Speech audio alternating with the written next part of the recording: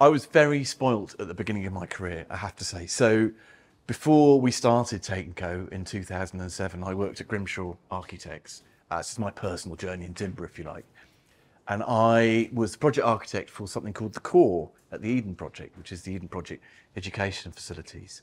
And it was a double curved, glulam framed grid shell structure. The first double curved glulam structure in the UK, and I think only the second or third in Europe, based on a philotactic pattern, which is the mathematics of all plant growth. It was all super insulated, triple glazed with warm cell recycled insulation. And I was totally spoiled, I have to say. That was my first ever building. So I thought that's what all buildings are made from. And then when we started the practice, we then went into, timber framed houses. So again, I sort of marched through timber framing.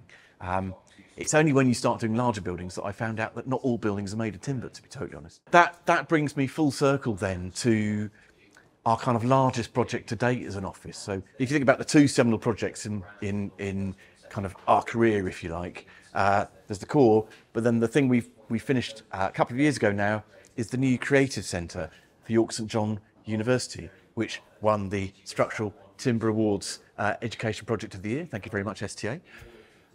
Which is a majority timber framed building where, we've really dug into how far can you push timber frame into a building that's actually technically quite tough in terms of the performance it's got to achieve. And the great thing about the Creative Centre is, pushing timber frame on that building gave us some great outcomes, both from operationally. So it's the EUI, energy use intensity, is about 73 kilowatt hours per square metre per year.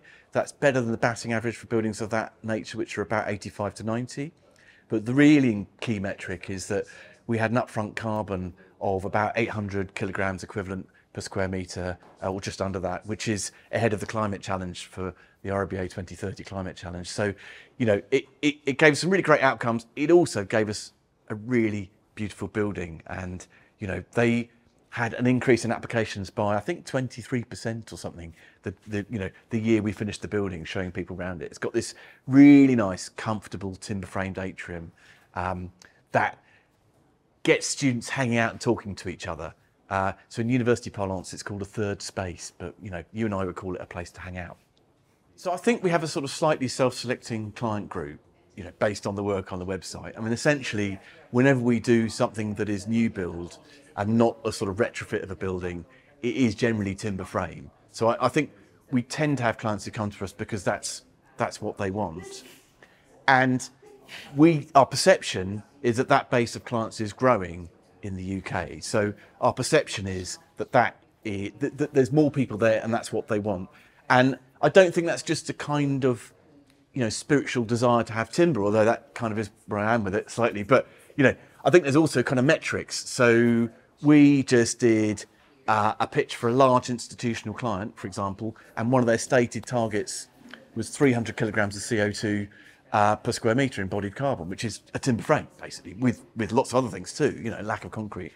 So there's real institutional desire to push at this, I think, now, both in terms of like the metrics of it and also in terms of kind of the health and well-being benefits. I think the thing that's really important, there's three things, and two of them are happening now all the time, which is great. So one of them is a better sort of consultant base, if you like. So you need really good structural engineers and you need quantity surveyors that understand this thing and kind of cost it correctly. So that kind of consultant base of people who understand timber has got loads better over the sort of 15 years that we've been trying to push timber frames. That's thing number one. Thing number two is the contractor base. And we've talked about this, like, honestly, the contractor base in the UK is now so much stronger than it was. You've got some really wonderful people. We love working with Glulam Solutions. We love working with Xylotech. There's these brilliant companies which you can approach early doors in the process to get some really strong advice about how to get timber frames into your projects. You can get some cost advice, because the timber frame decision happens at RBA stages 2 and 3. It doesn't happen later. It's quite a fundamental decision. But I think the third thing we're still really starting, which is the idea of the actual base of where's the timber coming from in the UK. So I don't think we have the best local supply chain for timber in the UK, and the type of timber that we've got available doesn't lend itself to larger scale construction right now. So that is something that will take time, but I'm sure that we can get through, as a country in the UK. There are a lot of great institutions out there, promoting this stuff and talking about it. Like, we love the Structural Timber Awards, for example. I know I should say that, but places like Trada, really good to go and get advice from. But the other thing is also, honestly, people using timber frame are a certain kind of people at the moment. They're going to share information. So everyone in the consultant base I was talking about who's into timber frames, whatever you ask them, they're going to share information. Like, we've got a knowledge hub on our website where we, openly tell everyone how we've detailed stuff and how we've done stuff. So it's a really open kind of information source, if you like, for people to get that information.